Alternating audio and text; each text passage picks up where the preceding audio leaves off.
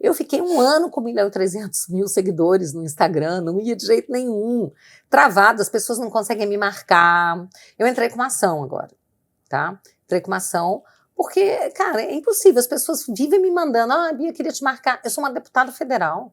As redes a gente usa como uma forma, uma extensão do mandato da gente. É uma forma da gente se comunicar com os nossos eleitores, com os nossos seguidores. Então, assim, é um absurdo. Porque o pessoal da esquerda posta os maiores absurdos, as maiores mentiras e não acontece nada com eles.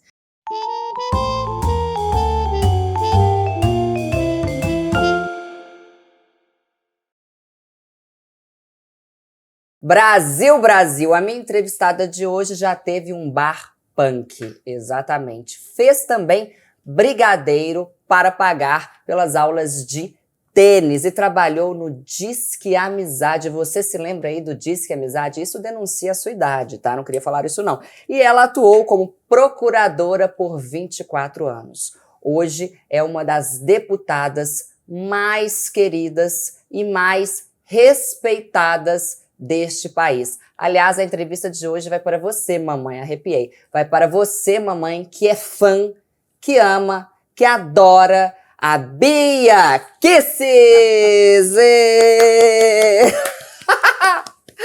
Ai, muito obrigada, Bia. Você foi fundo nessa pesquisa, hein, menina? Tá vendo? Eu faço tudo certinho. Bia, primeira pergunta. Bar punk e uma deputada tão, digamos assim, radical, como já ouvi dizer que algumas pessoas falam que você é. Existe um radicalismo na Bia Kicis? A única coisa radical na minha vida era o nome do meu bar, Radicaus. Mentira! Você jura? Juro. Radicaus. Radicaus de caos, caótico. C-A-O-S. Com aquela bolinha ainda assim da anarquia, Radicaus. E de onde você tirou essa ideia de ter um bar punk, gente? Foi uma ideia que surgiu com os amigos que eu fiz no Disque Amizade. Seu marido você também arrumou no Disque Amizade, seus namorados? Não, o namorado teve. Teve. Agora, foi uma coisa interessante, porque ali eu era jovem, bastante jovem, tinha 22 anos, tinha acabado, estudava na UNB, fazia direito na UNB, e nas férias resolvi ficar em Brasília, e era uma época que ninguém ficava em Brasília nas férias. Brasília era assim, todo mundo saía para o Rio, para São Paulo, para o Nordeste, Rio Grande do Sul, e Brasília ficava às moscas no mês de janeiro, até porque só chovia em Brasília naquela época. Mudou o clima, mas em janeiro era chuva sem parar. E aí eu não estava fazendo nada mesmo, fiquei sabendo que tinha uma vaga de emprego no Disque Amizade, que era foi o precursor aí dos chats, né? E aí eu fui, eles precisavam de uma pessoa que falasse inglês, francês, para falar com os diplomatas, os estrangeiros, as pessoas que queriam praticar esses idiomas, que estavam em Brasília. Eu me candidatei, fui contratada e era muito divertido. Como que era? Eu não me lembro, porque obviamente, gente, eu uma pessoa recatada como sou, conservadora, nunca utilizei nada nem semelhante ao Disque Amizade. Com certeza. Mas enfim, pois é. É o Tinder daquela época. Agora é sério, eu nunca nem participei do Tinder. Eu sempre achei, sei lá, eu achava aquilo bem estranho. Mas era muito legal, mas era assim, no telefone, você não via a pessoa. Era assim, eu ficava na Tele Brasília, era à noite, era das 6 da tarde às 10 da noite, meu horário. E aí tinha assim uma mesa era assim, como um trabalho de uma telefonista. Então eu ficava com aquele fonezinho aqui, né? E tinha uma mesa com vários grupos, com chaves, lâmpadazinhas. Aí quando alguém ligava, acendia a luz. Aí eu ia lá, virava a chave e atendia. Olá, boa noite, aqui é a Aline. Aline era meu nome, meu codinome, Aline. Oi, boa noite, aqui é a Aline. E aí começava a conversar com a pessoa. Aí se alguém mais ligasse, eu deixava as pessoas conversando. E as pessoas faziam amizade, era bem legal. Tinha gente que ligava todas as noites e começava a fazer amizade com as pessoas. Aí eu atendia, oi Aline, você sabe se o fulano tá por aí? Paquera, peraí que eu vou checar. Aí eu ia nos outros grupos, via se a pessoa tava lá. Se tivesse, eu era super cupido. Aí eu ligava uma pessoa dessa chavinha do outro grupo ali, deixava eles conversando. Bom, esse era o grupo de português, era bem grande. Aí tinha um grupo médio, que era das linhas em inglês. Aí a pessoa ligava, eu, hello, hi, good night, Aline here, tal, conversando com as pessoas. E tinha um grupo menorzinho, com menos chaves, que era de francês. Olha, alô, bonsoir, c'est Aline ici, como ça va? E aquele papo. Chique. Ia conversando com as pessoas e tal. E aí, o que aconteceu? Eu fui fazendo muita amizade com o pessoal que ligava no grupo de inglês. Eram filhos de diplomata, eram diplomatas, eram pessoas que tinham morado fora do Brasil e queriam continuar praticando inglês. E a gente foi fazendo amizade. E aí a gente começou a se encontrar, sair dali, vamos tomar um chopp, vamos numa pizzaria, vamos isso, vamos aquilo. Eu tinha um namorado também, e ele também ficou amigo do pessoal. E aí a gente sempre saía. E tinha uma coisa, em Brasília, as coisas terminavam cedo. Tipo, lá, eu saía do trabalho às 10 da noite, aí a gente ia para um bar. Quando dava lá para meia-noite, já estava todo mundo fechando as portas. Aí a gente falou assim, não, gente, a gente precisa de um bar que nunca feche. E não tinha isso em Brasília. Vamos abrir um? Vamos. Mentira. A ideia foi essa. E tinham 2 irmãos, o Marcelo e o Mário, punk, que tinham chegado, tinham morado na Inglaterra, o pai dele tinha sido adido militar na Inglaterra, e eles estavam muito ligados com o movimento punk, assim, com as músicas punk. Vamos abrir um bar punk, um bar de rock. E a gente abriu, a gente montou o Radicals, que foi um maior sucesso em Brasília, virou o reduto do rock em Brasília. Para vocês terem uma ideia, quem tocou na inauguração? Capital Inicial, Legião Urbana, Plebe Rude. Gente! Todos eles frequentavam Radicals. Tem um livro do Dinho, do rock em Brasília, a história do rock, tem um capítulo em que ele fala do Radicals, fala, era o reduto do rock em Brasília. Então era assim, era muito divertido. Mas, como tudo que é assim, né, rock, punk, esse clima, o bar acabou numa briga que destruiu tudo. Aí um dia a gente fechou as portas, durou 1 ano e pouco, foi um grande sucesso, até que fechou. E fechou fazendo jus ao nome, né? Radicals. Exatamente. Gente do céu. E houve algum caso super diferente do qual você se lembre no Disque Amizade, de alguma coisa que te marcou, não sei? Não, o Disque Amizade não teve assim nada de muito estrambólico, não. O que teve mais legal foram os amigos que eu fiz. Uhum. Realmente, conheci muita gente bacana, fiz amizade com essas pessoas, alguns deles nos tornamos sócios depois, né? Somos, assim, amigos até hoje. Então, alguns se perderam por aí também, né? Uhum. Mas foi muito bacana, foi uma época bem divertida. Que legal. E você nasceu em Brasília? Não, eu nasci em Resende, no Rio de Janeiro. Sou filha de militar, meu pai dava aula nas Agulhas Negras. Beatriz Kisses Torrentes de Sorge. Isso. E aí, esse sobrenome, então, de onde o Kisses vem da minha mãe. Tá. Vem do meu avô, que é a parte judia da família. Meu avô era judeu, do leste europeu. Tá. O Torrentes é do meu pai. Ali da Catalunha. E o De Sorge é do ex-marido. É italiano. E você quis manter? Eu quis manter porque eu fiquei mais tempo casada do que solteira. Já tinha escrito livros, já era muito conhecida na procuradoria, em todo canto com o meu nome todo. Aí eu falei, não vou manter, eu vou manter o nome, né? Não tem por que tirar depois de tanto tempo. Sim. Ficou. Eu tenho uma tia que fez a mesma coisa. Eu queria tentar traçar uma linha cronológica da sua vida. Você foi uma aluna exemplar ou você foi punk também? Você deu trabalho? Olha só, eu era muito boa aluna. Quando eu estudava no Rio de Janeiro, então na minha primeira infância, né? Até eu mudar para Brasília com 10 anos. E eu estudava num colégio que era muito rigoroso, que era o Instituto São Sebastião. Aquele colégio que você chegava, você tinha que ser pontual, o uniforme tinha que estar impecável, você fazia formação no pátio, cantava o hino nacional, cantava o hino da escola, todo dia. Tá. E era um colégio muito puxado. E eu era a melhor aluna do colégio. Do colégio? Do colégio. Eu ganhei um prêmio no 3º ano, eu e o meu irmão, o Rubem. Nós 2 ganhamos os melhores alunos do colégio. Ele era mais novo que eu, ele ganhou na série dele e eu ganhei o meu. E nós ganhamos os melhores alunos do colégio. Eu voltava para a escola todo dia, todo final do mês, com lacinho de fita, que era assim, verde e amarela dos melhores alunos, verde era... E assim ia. Mas por quê? Você acha que você tem uma coisa de concorrência ou é um QI elevado mesmo ou as duas coisas? Eu amava estudar, amava a minha escola e eu descobri uma coisa. Eu gosto de desafio. Então, como o colégio era muito puxado, eu fazia questão de ser boa aluna. Eu te digo isso porque quando eu mudei para Brasília, meu pai mudou para Brasília e eu fui estudar em Brasília, o colégio eu achava muito fraco, perto do que era no Rio. E aí eu me tornei uma aluna mais negligente, sabe? Entendi. Não gostava, achava fraco, não estudava, não sei o quê. Mas eu era boa aluna, eu passava de ano, entendeu? Mas eu perdi, assim, aquele estímulo para estudar. Eu digo para você, o colégio que eu estudei na minha infância, primeiro ano, segundo ano, terceiro ano, era tão forte, que o que eu aprendi de português, de matemática, foi no meu primário. Olha, no terceiro ano primário, a gente chegava na sala de aula, todo dia tomava o ponto. A gente tinha que saber a tabuada dos 9. Conjugação verbal. Conjugação verbal no subjuntivo, indicativo. Eu tenho saudade disso. Sabe? Todo dia a dona Vera chegava, Beatriz, eu tinha que levantar, aí tomava o ponto. Sabe? 8 vezes 7, 5 vezes 4. Era tudo assim, isso no terceiro ano primário. Conjuga o verbo tal no subjuntivo, no futuro do pretérito, era tudo assim.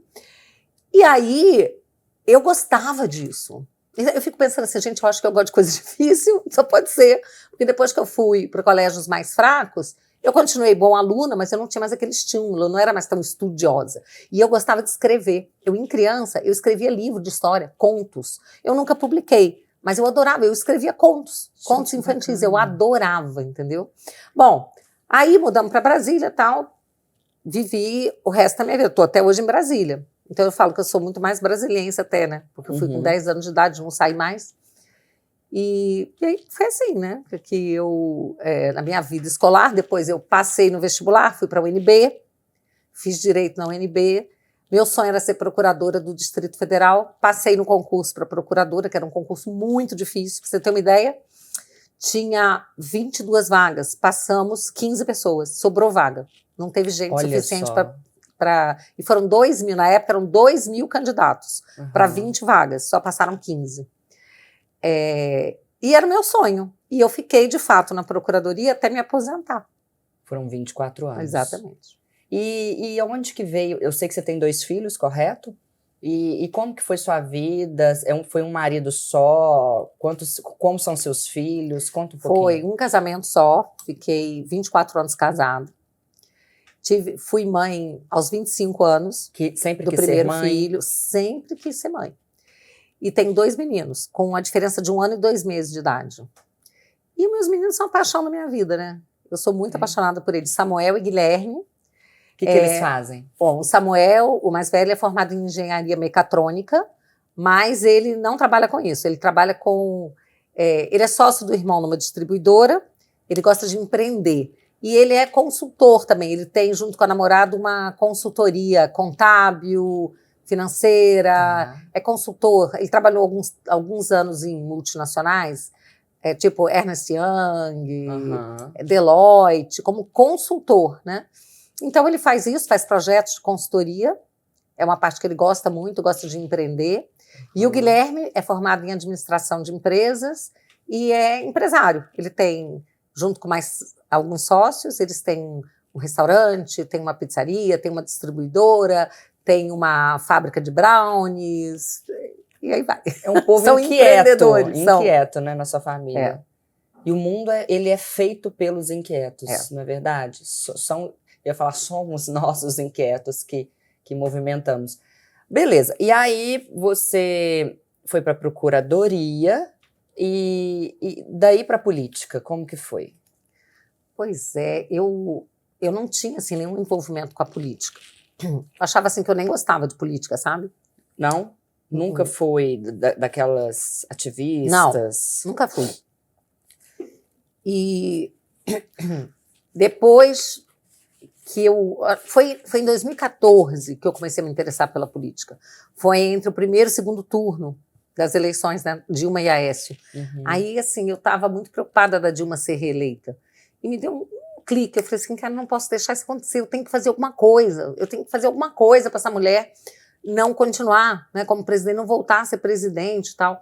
E foi um momento em que várias pessoas começaram a despertar juntas. Amigas, todo mundo começou, sabe? A gente começou a se encontrar. A gente ia para o gramado do Congresso com a bandeira do Brasil. A gente não sabia muito o que fazer naquela ocasião. E a gente foi se esbarrando em pessoas que também estavam despertando para a política, sabe? O Brasil, ele deu um salto nesse sentido, né, Bia? Eu me lembro de quando a Dilma ganhou, eu estava em Miami com uma turma grande de amigos e estávamos todos já contando com a vitória do Aécio. E quando, eu me lembro da cena, quando a Dilma ganhou, acabou a viagem. Foi assim, o Brasil entrou num... A gente chorava, num chorava, luto, né? chorava. Uma coisa, um clima fúnebre, né? Só que ninguém sabia muito o que fazer. Eu também não sabia o que fazer. Eu me lembro que eu estava na casa de uma amiga e eu olhei para ela e falei assim, Cláudia, a gente precisa fazer alguma coisa. Ela falou, a gente precisa fazer alguma coisa. Mas o que a gente faz? Como é que a gente começa a fazer uma coisa que a gente nunca fez, não sabe como fazer, né? Aí uma amiga, que era minha aluna de reiki, me mandou uma mensagem, a gente nunca tinha falado sobre política. Aliás, eu preciso entrar nesse reiki aí pra entender, tá, a Ana seu reiki. Paula me mandou uma mensagem. Nossa, a gente precisa fazer alguma coisa, Bia. Eu falei, gente, eu acabei de falar essa frase. Aí eu falei, aí eu liguei para ela. Vamos combinar de encontrar, vamos conversar. Aí a gente marcou uma reunião, ela trouxe uma outra amiga dela, e a gente começou a conversar, gente, o que a gente faz, tal, né? Então foi assim, as pessoas começaram a se encontrar, sabe? E é o que eu te falei, o que eu faço? A gente pegou uma bandeira do Brasil, foi para frente do gramado do Congresso, aí daqui a pouco a gente está fazendo acampamento em frente ao Congresso, aí vinha gente de tudo quanto é parte do Brasil, aí eu conheci o Marcelo Reis, que era o dono de uma página chamada Revoltados Online. Revoltados, Radicals. Revoltados Online. Aí um dia o Marcelo, ele era um cara que ele entrava assim, no Congresso, né? Entrava na Câmara do Senado, e o povo tinha um pouco de medo dele, sabe? Porque ele tinha a maior página de direita do Brasil, era no Facebook. Naquela época, em 2014, tinha 800 mil seguidores. É muita coisa. Para você ter uma ideia, o MBL estava surgindo, o MBL tinha 250 mil seguidores. O Vem Pra Rua tinha 100 mil, o Revoltados Online tinha 800 mil, era uma loucura. E aí o Marcelo entrava, falava com os deputados, não sei o quê, e eu fiquei conhecendo, e entrava com ele lá na Câmara e tal. Aí fiquei conhecendo o Jair Bolsonaro, o Francisquini, fiquei conhecendo um monte de gente, deputados, senadores. E um dia o Marcelo me chamou para entrar no Revoltados Online. Eu fiquei meio assim, falei, caramba, eu sou uma procuradora, eu sou corregedora geral da Procuradoria, eu vou entrar numa página que chama Revoltados Online. Eu fiquei assim, meio assustada, sabe? Falei, caramba, esse negócio tá meio esquisito, né? Mas era uma página muito legal, era uma página de direita, que lutava contra a impunidade, contra a corrupção, contra o comunismo, né? E aí eu acabei entrando para essa página. E isso fez com que eu ficasse muito conhecida no Brasil inteiro. Porque assim, eu gravava um vídeo falando sobre ideologia de gênero, sobre doutrinação das crianças nas escolas. O Marcelo postava meu vídeo na página dele, e em uma hora tinha assim, 50 mil pessoas que tinham assistido, comentando, compartilhando. Mas aí eu tenho uma pergunta sobre isso, desculpa te interromper. Você já era uma estudiosa sobre o assunto, e aí seus vídeos viralizavam. Mas o que você acha que você tinha e tem para ter causado e para causar o que você causa nas pessoas? Olha, eu vou dizer o que as pessoas me falam, o retorno que elas me dão, tá? As pessoas falam assim, Bia, você me representa, porque a gente vê que você fala as coisas com muita verdade, sabe? E assim, de uma forma muito clara, e eu acho que eu tenho muita facilidade de comunicação. Uhum. E assim como mestre de reiki, professora de reiki, os meus cursos bombavam, eu fiquei uma mestre de reiki muito conhecida no Brasil inteiro, porque eu acho que eu consigo transmitir, fazer o uso da palavra de uma forma que eu realmente transmito aquilo que eu penso. Você é uma comunicadora. Eu acho que eu sou uma comunicadora, sabe? Entendi. E as pessoas, elas falam isso. Nossa, porque você eu nunca passa vi verdade. A minha mãe falar de política. Minha mãe é de extrema direita. E ela é fã de vários políticos e tal. Mas a forma como ela fala de você é muito diferente. Eu acho que as pessoas se identificam comigo porque eu falo numa linguagem simples. Até como advogada, procuradora, eu nunca fui dessa coisa de juridiquês, Do latim. de ficar falando de coisa... Não, eu acho lindo até latim. Eu vou à missa em latim, que eu acho maravilhoso. Mas eu não gosto de ficar usando assim, esses termos jurídicos. Eu acho que a gente usa a palavra para se comunicar. Você, como professora de português, né? A comunicação é uma via de mão dupla. Se eu falo uma coisa, querendo dizer uma coisa, você entende outra, houve uma falha. Sim. De um lado ou de outro. Mas então a gente tem que procurar aprimorar essa linguagem, essa comunicação. E eu acho muito importante que as pessoas entendam o que eu falo. Então, eu sei que eu falo de uma forma didática, de uma forma simples, e as pessoas se veem muito em mim. As pessoas se identificam. Por quê? Porque, na verdade, eu sou uma pessoa muito simples, sabe? Eu não sou uma pessoa cheia de frufru, cheia de mimimi, e aquela coisa de ficar achando que... Eu noto que tem muito político, ou não só político, assim, autoridade, que acha que, porque de repente a pessoa que acha que passou num concurso, ela virou nobre, ela passou a ter sangue azul, sabe? Aí fica com o narizinho empinado. Eu tenho pavor disso, sabe? Então eu tenho uma coisa de tratar todo mundo muito de igual. A mamãe fala, pra igual. A Bia é gente boa. Aí eu perguntava pra mim, eu ainda não te conheci e tal, e ela tá me pedindo pra te entrevistar há muito tempo. Eu disse, como é que ela sabe que ela é gente boa? Sabe, você fala assim, a Bia, ela é competente, a Bia fala bem e tal, transmite uma certa confiança, ou muita. Agora, a Bia é gente boa. Minha mãe se sente sua amiga. A sua mãe é uma pessoa sensitiva, eu vou dizer. Eu sou gente boa, sim. Eu sei. Temos uma amiga em comum que aqui está, e daqui a pouco será entrevistada, que sempre fala muito de você. Mas eu te interrompi, me perdoe. Então, você fazia os vídeos, e aí os vídeos viralizavam. Isso. E isso me projetou muito no Brasil. E, ao mesmo tempo, eu fazia um trabalho de bastidores num grupo que a gente criou. Aí, assim, a gente foi procurando pessoas que tinham o mesmo entendimento, que a gente precisava lutar contra uma coisa chamada Foro de São Paulo, que a imprensa dizia que nem existia. Eu ia conversar com os senadores, deputados sobre o Foro de São Paulo. Eles não conheciam, é impressionante. E aí, a gente se uniu, assim, eram alguns advogados, procuradores, promotores, juízes, pessoas que estavam já nessa percepção, sabe? Com essa percepção. E a gente criou um grupo chamado Foro de Brasília, em contraposição ao Foro de São Paulo. Tá. E aí eu comecei a trabalhar também mais nos bastidores, de uma forma mais jurídica, fazendo petições, entrando com processo, entrando com ações. Você quer saber? O Cesare Battisti, por exemplo, um dia a gente descobriu que ele ia dar uma aula na universidade de... Agora eu não lembro se era Santa Catarina, Federal, ou acho que era Floripa, na Universidade Federal, lá Santa Catarina mesmo, em Floripa. E aí, ele ia receber pelos cofres públicos, gente, entendeu? Dinheiro da universidade para dar uma aula na Universidade Federal de Floripa. Quando a gente descobriu isso, cara, um terrorista, a gente entrou com uma ação, o pessoal do Foro de Brasília, a gente entrou com uma ação e a gente ganhou essa ação. E ele foi impedido de dar essa aula. Então a gente fazia esse tipo de coisa. Por exemplo, a Dilma disse que ia dar a termoelétrica do Rio Madeira para o Evo Morales. O Brasil ia dar. O Brasil ia gastar 60 milhões para consertar essa usina que era inservível e entregar para a Bolívia. O dia que eu vi ela falar isso na televisão, eu falei assim, mas não vai não. Então assim, a Dilma e o Evo Morales, o jornal, Dilma anuncia, presidente Dilma, que o Brasil irá dar a termoelétrica do Rio Madeira para a Bolívia, o Morales, aí apareciam os dois apertando a mão, e eu estava vendo e falei assim, mas não vai não. Eu fiz uma petição, entrei, e eu ganhei a liminar, e o Brasil não doou, e esse dinheiro que já estava indo para a Bolívia ficou parado na justiça, à disposição do juízo. Um ano e meio depois, quando eu ganhei a ação final, o Tesouro Brasileiro recebeu de volta 75 milhões, que era aquele dinheiro corrigido.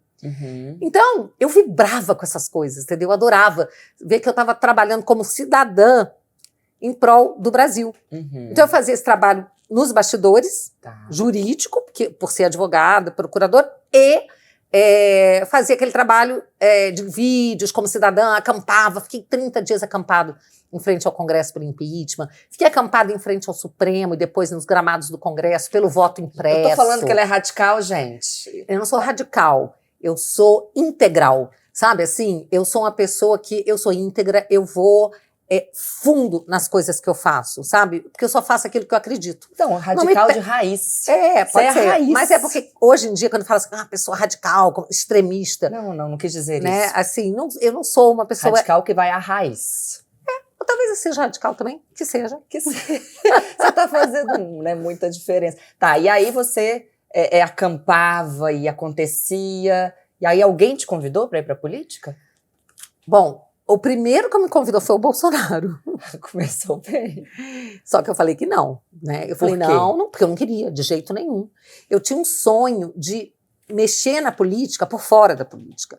Tanto que eu criei, eu e a Cláudia, essa minha amiga, a gente criou um instituto chamado Instituto Resgata Brasil. E o objeto desse instituto, se você olhar, a primeira cláusula é o resgate das instituições. Por isso que quando eu vejo alguém dizer que eu quero atacar as instituições, fechar... Gente, é tão absurdo. O meu objetivo desde o início era o resgate das instituições que estavam tomadas por verdadeiros gafanhotos. Sabe gafanhoto que entra assim numa plantação e destrói tudo? Então você vê gafanhotos dentro do Ministério Público, do Judiciário, dos tribunais superiores, da política, né, do Congresso, pessoas que querem destruir as coisas, né? Não respeitam as leis. Cara, eu venho do mundo jurídico, eu respeito a Constituição, eu sempre respeitei as instituições.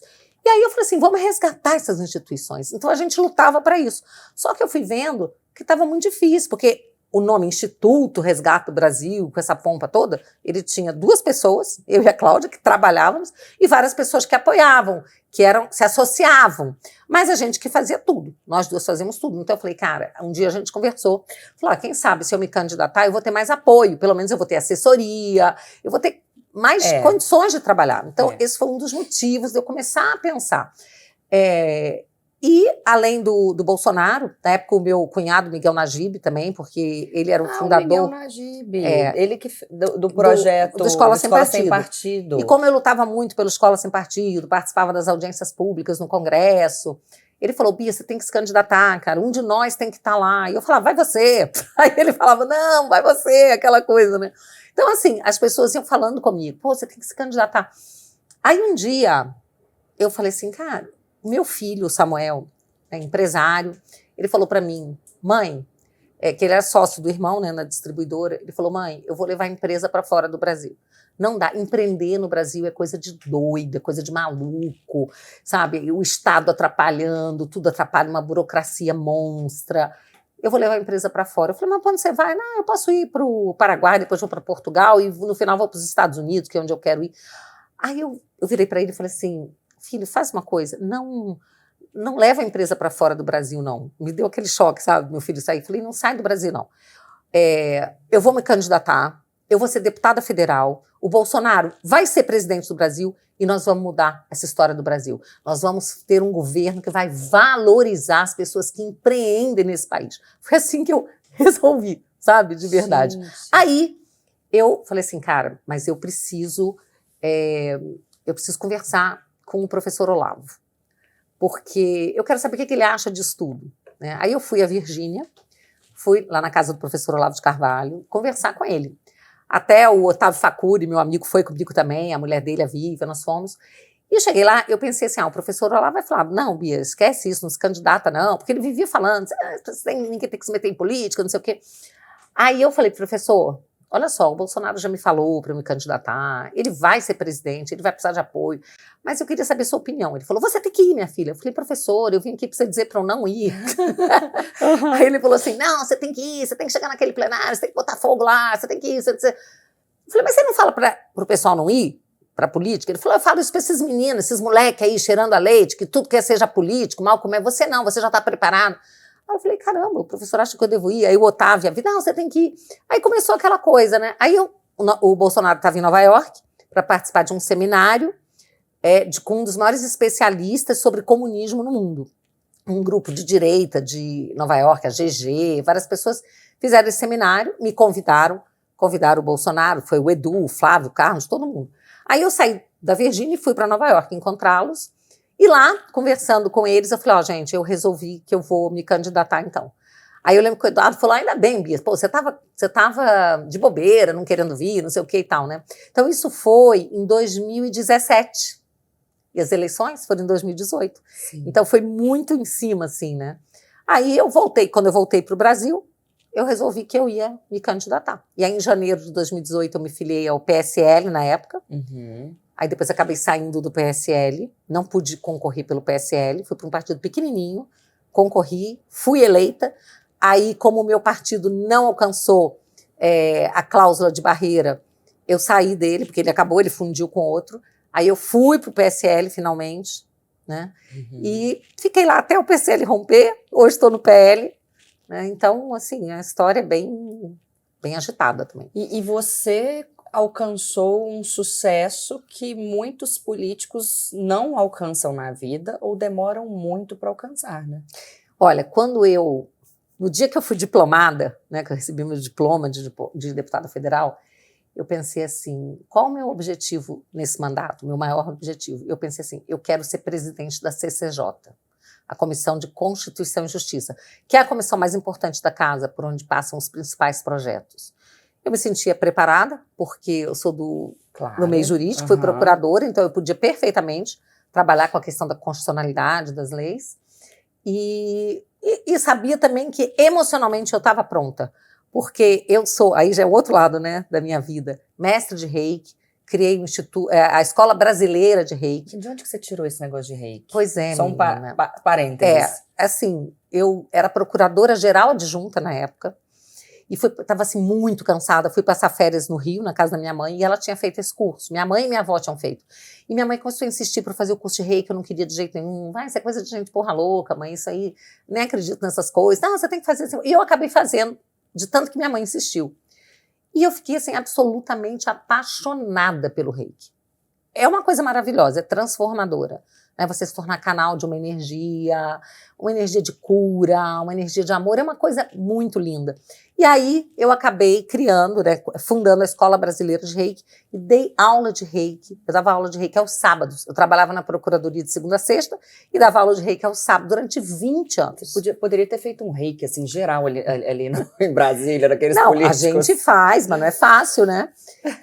Então, assim, olha que ali tem muito Reiki, tem muita oração. Mas também a energia negativa também é muito grande, né? As trevas também são muito poderosas, a verdade é essa. Né? Você tem religião? Eu sou católica. Então, eu comecei a dar aula de Reiki e eu queria entender muito como é que o Reiki trabalhava nas pessoas. Então, também me tornei terapeuta de Reiki.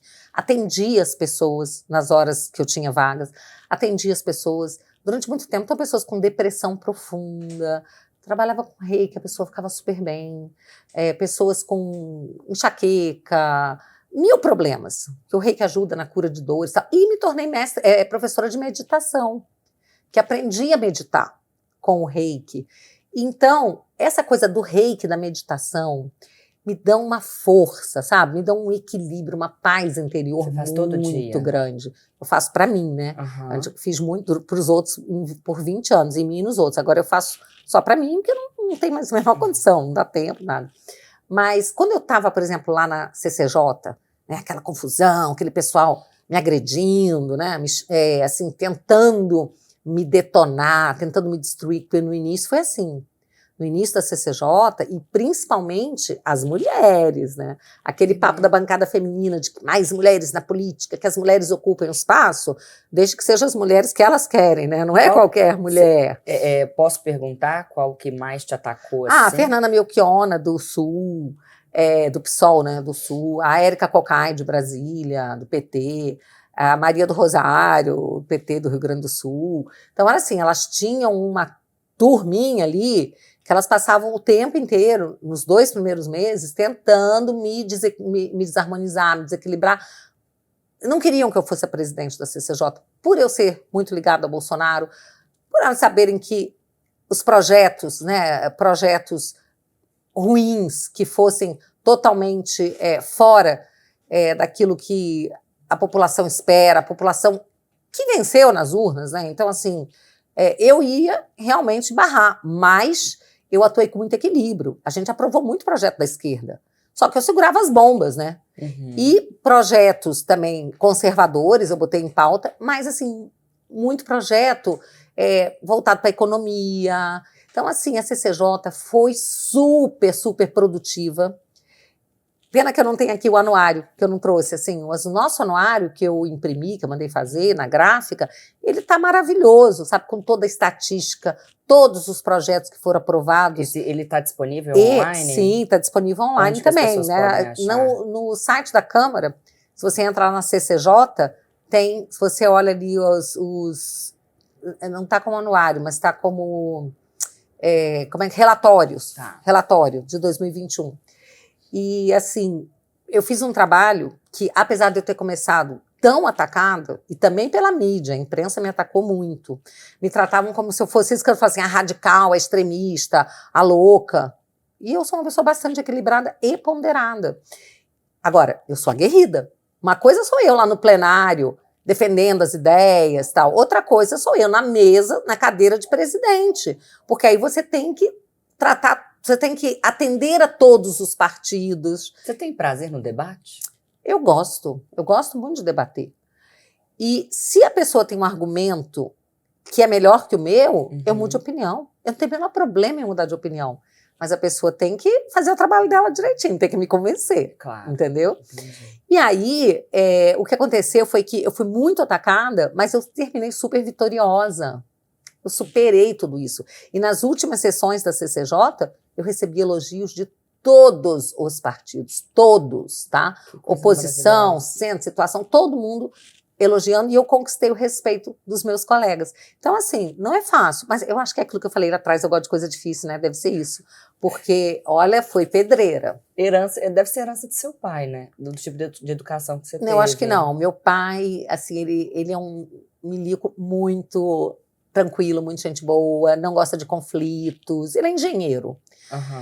Assim, agora meu avô foi pra guerra, lutou na Segunda Guerra, batalhou, né, no Monte Castelo, né, fez a Batalha do Monte Castelo, então, assim, eu acho que ele é, assim, uma personalidade mais aguerrida, assim, sabe?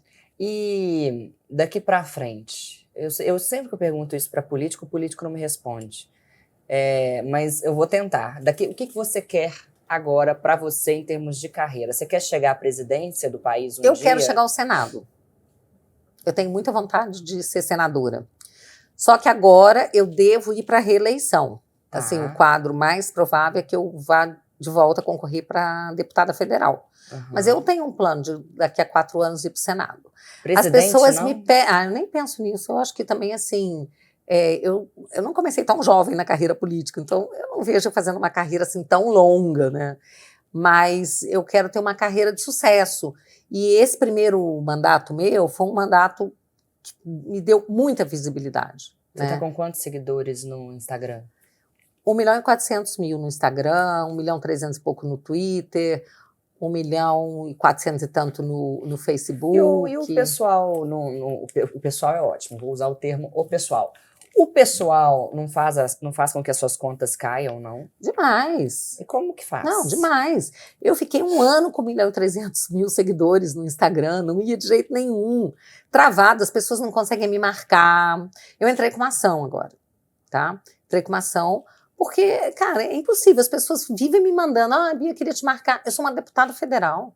As redes a gente usa como uma forma, uma extensão do mandato da gente. É uma forma da gente se comunicar com os nossos eleitores, com os nossos seguidores. Então, assim, é um absurdo. Porque o pessoal da esquerda posta os maiores absurdos, as maiores mentiras e não acontece nada com eles. E a gente posta alguma coisa que a gente quer debater, a gente quer mostrar uma ideia nossa que representa a ideia de uma boa parte da população, e eles taxam lá, fazem um carimbo de fake news, desinformação. O debate está interditado. Então, isso é um absurdo, sabe? Isso é censura. E isso não é democracia, tá? Então, quando falam assim, as eleições vão ser transparentes, independente das urnas, que não são transparentes, uma vez que o debate está cerceado, você já não tem um ambiente democrático para eleições. Exatamente. Não adianta, porque a eleição só é limpa se os dois lados que tem, né, e tudo que existe entre os dois lados, né, tem as mesmas oportunidades. Mas quando um lado pode tudo, até mesmo ter um candidato que foi condenado em 3 instâncias, ser descondenado e vir se candidatar, e você não pode falar nada dele. Se você falar qualquer coisa, é fake news. entendeu? E você tem um outro lado, que tem um líder, né, um presidente, que é uma pessoa patriota, que luta pela liberdade, e é taxado dos piores nomes. É genocida, é isso e aquilo. Sim. E não acontece nada com as pessoas que o xingam, entendeu? Não tem problema nenhum. Quer dizer, pode falar o que quiser do presidente e tá tudo certo. Agora, se você critica um ministro do Supremo, isso é um ato antidemocrático. Então, assim, como é que pode um negócio desse? Então, o debate já está interditado. A gente já vive uma censura. A minha mãe, lá vou eu colocar minha mãe de novo na entrevista, né, gente? Como é que é o nome da sua mãe? Rogéria. Rogéria. Dona Rogéria, olha, um beijo pra você, viu? Dona Rogéria me mandou te perguntar uma coisa. Ninguém vai fazer nada com o pessoal? O pessoal vai continuar fazendo o que quer? Não há... Ela falou assim, Cíntia, pergunta pra Bia se a Bia não consegue fazer nada com o pessoal. Cíntia, eu te digo o seguinte, eu faço tudo que está ao meu alcance. E faço mesmo. Então, por exemplo, eu fui autora da PEC do voto impresso, voto auditável. Eu assisti um ministro supremo, na época presidente do TSE, e dentro do plenário da Câmara, dizer que a gente queria a volta do voto no papelzinho, que a gente queria retrocesso. A gente nunca quis isso. A gente só queria dar mais transparência ao processo eleitoral. Então, a gente tem urnas que não são totalmente auditáveis. Então, não tem transparência. Então, assim, do lado de lá, eles falam o que eles bem querem. No julgamento da lei que foi aprovada lá atrás, em 2015, que já previa o voto impresso para as eleições de 2018, eu fui advogada, amicus curiae, na ADIM, que a então procuradora-geral Raquel Dodge entrou contra a lei, eu fui defender a lei dentro do Supremo, fiz uma sustentação oral. E ouvi o ministro Alexandre de Moraes, na época, dizer, olha o que ele disse, que as pessoas iriam votar no papel, né, que iam votar na urna, imprimir o papel, que elas iam pegar esse papel e levar para casa e mostrar para as pessoas que isso seria quebra de sigilo. Ele sabe que isso é mentira. Ele sabe que é mentira, ele sabe que o papel ia cair numa urna. Aliás, o eleitor não ia nem tocar nesse papel, que ele era protegido por um visor, ele ia só conferir o voto, dar o ok, confirme, e ia cair numa urna. Então, assim, mentiram. E aí o advogado dos peritos criminais, eu me lembro que ele falou que os peritos criminais constataram vulnerabilidades e começou a citar as vulnerabilidades. Os ministros começaram a atacar esse advogado, colocá-lo contra a parede, sabe? Foi uma cena, assim, horrível assistir aquilo. Uhum. Então, assim, desde há muito tempo eu venho lutando por essa pauta, sabe? Não é de agora, não é porque o Bolsonaro é presidente. Isso foi uma pauta minha, da minha campanha lá atrás. Uhum. Eu luto pela transparência nas eleições desde 2014, quando eu comecei a entrar em contato com o sistema eleitoral e ver como é que acontecia, e conversar com o técnico. Viajei, fui a outros países ver o sistema deles, entender o que estava de errado. E aí, assim, hoje você quer debater, te taxa lá um carinho de fake news. Ou seja, diante desse cenário todo, no que se refere às eleições, o que você prevê? Bom, eu tenho, assim, uma convicção, né, de que o eleitor fazendo a sua parte, indo votar, porque o problema é as pessoas, não vou, abstenção é um risco muito grande, tá? Porque a esquerda vai em peso votar. O problema, em outras palavras, seria a galera que tem nojinho de votar no Bolsonaro. Não, a gente não pode facilitar, porque tem que pensar que, de um lado, tem o Bolsonaro, que é um homem patriota que luta pela liberdade. Eu ouvi uma frase ontem, a pessoa falou assim, não sou eu que defendo o Bolsonaro, é o Bolsonaro que me defende. Porque ele defende os nossos valores, ele defende a família, defende a nossa liberdade de expressão, defende... olha, ele está, como ele sempre fala, dentro das 4 linhas o tempo inteiro, defendendo a democracia, não é? Uhum. E é taxado das piores coisas. Do outro lado, você tem um cara descondenado que roubou muito, sabe? Que diz que vai regulamentar a mídia, que diz que vai... Cara, vai voltar, que o MST vai ser protagonista no governo dele, enquanto isso o Bolsonaro lutando para nos dar o direito à legítima defesa, né? Então, assim, as pessoas têm que pensar, sabe? O Bolsonaro fala demais, ele fala bobagem, tá bom, ele fala umas bobagens, e daí? Eu prefiro um presidente que fale bobagem do que um que faça muita bobagem, sabe? Então deixa ele falar umas bobagens, todo mundo tem defeito e ele também tem, sabe? Mas ele está lutando pelas nossas liberdades, pela nossa família, ele não vai apoiar nunca ideologia de gênero. Dialeto não binário. Exatamente. Então, assim, a gente precisa, assim, as pessoas têm que prestar atenção do que é que está em jogo. Olha para o que está acontecendo com a Argentina, olha o que já aconteceu com a Venezuela, olha o que... olha o Chile, como é que já está. Olha agora, né, vamos acompanhar o que vai acontecer com a Colômbia. Gente, olhem, o socialismo não deu certo em nenhum país do mundo. Aliás, eu estive recentemente em Portugal, né? E lá é um país socialista e, assim, a vida lá é boa, a questão de saúde e tudo, mas, assim, eu estava conversando até com uma amiga que mora lá, né? Eu falei assim, pô, e Portugal, né? Ela falou assim, Portugal vive do dinheiro da União Europeia. Então, é fácil, né? Enquanto recebe... Porque antes de entrar para a União Europeia, Portugal era né, um país, assim, com muitos problemas. E agora o pessoal vive bem lá, mas é porque o dinheiro também é o dinheiro da União Europeia. Então, assim, não existe, o socialismo nunca deu certo. E olha o que está acontecendo na América Latina. E, assim, é um socialismo ainda ligado ao crime, ao narcotráfico, sabe? Ao que tem de pior. Vamos fazer o seguinte, vamos em 1 minuto dar um recado para a direita antibolsonarista. Vamos convencer a direita antibolsonarista a votar no Bolsonaro. Vai, 1 minuto. Pessoal, é o seguinte, agora é Jair ou já era, tá? Realmente, esse jargão, ele fala muito, diz muito pra gente. Porque, de um lado, você tem um homem que você pode até ter um certo nojinho, ele é bruto, ele fala isso, ele fala aquilo, mas ele é um líder que está lutando pela nossa liberdade. Do outro lado, você tem alguém que quer tirar os nossos direitos fundamentais, quer tirar a nossa liberdade, e ele não está escondendo, ele não faz questão de esconder, ele quer soltar bandido, sequestrador, né? Quer o MST invadindo propriedade, a lei. Então, gente, vamos prestar atenção, sabe? O Bolsonaro, ele não é candidato a ser o seu marido, sabe, o seu namorado, não, sabe? Ele é candidato a continuar zelando pelo nosso país, lutando pelas nossas liberdades. É isso. Maravilhosa, Bia Kisses. Bia, para terminar, eu gostaria de te perguntar, fazer uma pergunta que eu faço para todos. São 3 perguntas.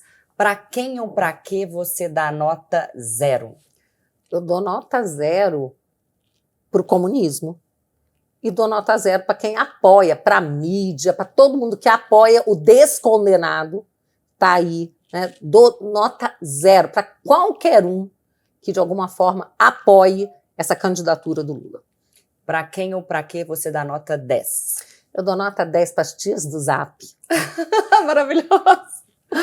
Aquelas pessoas simples, comuns, mas que estão lá, que não desistem, que querem realmente, né? Estão lá atrás ali da telinha, mas não desistem e estão lá apoiando o nosso presidente, apoiando os nossos valores. Mamãe. E uma pergunta cuja resposta é metafórica, a pergunta que as professoras de português geralmente fazem. Na vida, o que você prefere? Sujeito ou predicado? Sujeito. Por quê? Ação. Estar no centro das escolhas e das ações. Maravilhosa. Bia, muito obrigada. Prazer. Eu ficaria aqui um tempão te ouvindo. É uma delícia te ouvir. Muito legal. E olha, já estou aqui com seu livrinho para ler no avião de volta para casa. Tenho certeza que eu vou aprender muito e vou me divertir muito também. Bastante. Gente, essa foi Bia Kisses. Radical no sentido genuíno revoltada da palavra. Online. On e offline. Exatamente, ela é raiz. Ela é raiz em relação àquilo que ela acredita. Eu acho que não ficou nenhuma dúvida em relação a isso. Muito obrigada, Bia. E até semana que vem. Beijo.